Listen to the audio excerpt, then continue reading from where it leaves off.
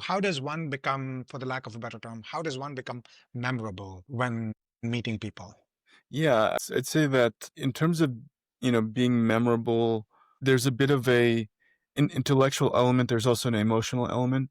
And like, so, going back to when we met, I Mhm. actually I remembered like your genuineness came across to me and like your Yeah. happiness. And I did remember that. So like when you reached out to me digitally, I was like, okay, even though it's a bunch of stream of bits that I'm reading, it's like I remembered the emotion that when I met you. So I think that was really great. From an intellectual perspective, I'll bring up another former mentor, or Muge Yuzuak, we used to work at Citi.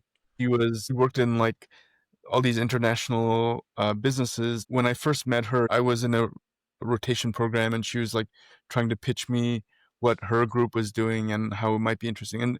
And she asked me something that like really stuck with me. She's like, "Do you get? Do you tend to resonate more with something visually, verbally, or numerically?"